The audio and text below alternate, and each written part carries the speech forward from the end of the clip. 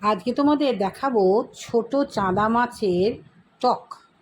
এটা সাধারণত বীরভূমের রান্না, কিন্তু আমরাও একটু মাঝে মাঝে খাই মুখটা পাল্টানোর জন্য। তো চলো রেসিপিটা দেখাই, দেখতে থাকো। খুব ছোট্ট ভিডিও, কিন্তু খুব সুন্দর। নমস্কার, হবি অফ সুলেখা ব্লগে প্রত্যেক দর্শককে স্বাগত।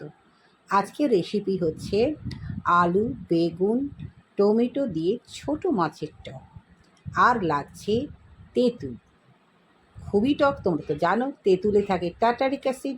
এতটাই টক সামান্য দিলেই কিন্তু। প্রথমেই মাছটাকে ভালো করে সুন্দর করে ধুয়ে নিতে হবে, দিয়ে ছাঁকা তেলে ভেজে নিতে হবে। দর্শক বন্ধু, ভাজাটাও কিন্তু একটা আলাদা আর্ট আছে। তুমি দিয়ে অনেকক্ষণ পর নাড়াচাড়া করলে না, অনেকক্ষণ পর নাড়লে সেটা হবে না, অনবরত নাড়তে হবে, তবেই কিন্তু সুন্দর একটা আলাদা ওর পজিশন আসবে, মানে নরম থাকবে, শক্ত হবে না। তাই দর্শক বন্ধু, একটা কথাই বলবো যে ছোটো মাছে প্রচুর ক্যালসিয়াম আছে। এটা কাটতেও খুব সুবিধা, মুখটা কেটে ফেলে দাও, ব্যাস। লেজও কাটে না, পিছু কাটে না, কিছুই কাটি না। কারণ এদের মস্তিষ্কে যে ছোটো ছোটো চোখ আছে দুটো, সেখানে কিন্তু প্রচুর ক্যালসিয়াম আছে। আর ক্যালসিয়াম খেলে কিন্তু শরীরে হাড়ের গঠন এবং চোখটাও ভালো থাকে। তাই দর্শক বন্ধু, চলে এসেছে মাছ ভাজা, তার সঙ্গে তেঁতুল গোলা, তার সঙ্গে বেগুন, আলু, টমেটো, তার সঙ্গে ফোড়ন লাগছে, মেথি ফোড়ন দিতে হবে। তার সঙ্গে একটা যদি ছোট্ট কাঁচা লঙ্কা বা শুকনো লঙ্কা দিয়ে দাও, তাহলে আরেকটু জমবে। দিয়ে তারপরে সবজিগুলোতে দিয়ে দিতে হবে।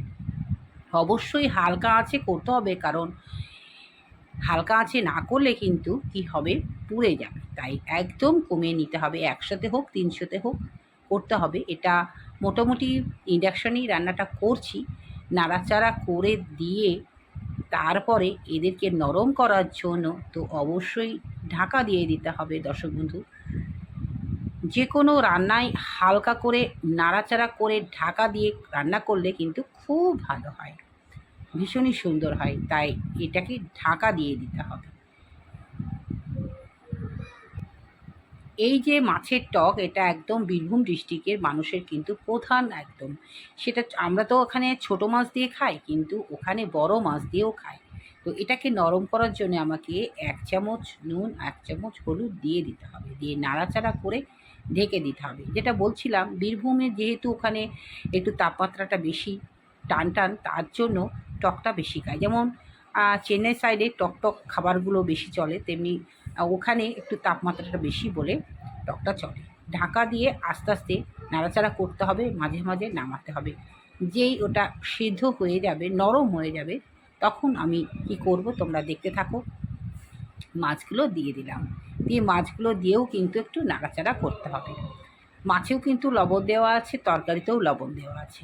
লবণটা কিন্তু সেইভাবে দিতে হবে, মানে কম দিতে হবে, যেহেতু এটা চাটনি হবে, মানে টক হবে, চাটনি না। তো তার জন্য, তবে এটা একদম চিনি ছাড়া। তো ছেঁকে নিতে হবে, যেহেতু ওগুলো ওখানে অনেক আটি আছে, ছেবড়াগুলো আছে, সবগুলোই কিন্তু আমাদের কি করতে হবে, ফেলে দিতে হবে।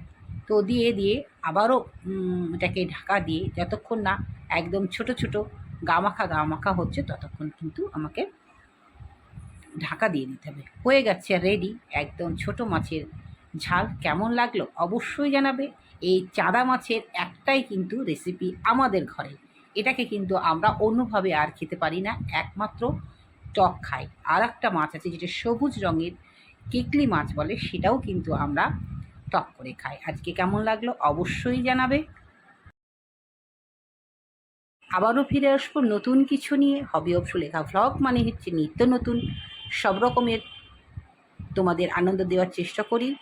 আবারও দেখা হবে পরের ভিডিওতে। নতুন বন্ধুর প্রতি তো আবদার রইলই, যদি ভালো লাগে তাহলে একটা লাইক কমেন্ট করে দিও, এবং নতুন বন্ধু থাকলে চ্যানেলটাকে সাবস্ক্রাইব করে পাশে থাকবে হবি অফ সুলেখা ভ্লগ চ্যানেলের পাশে। টাটা।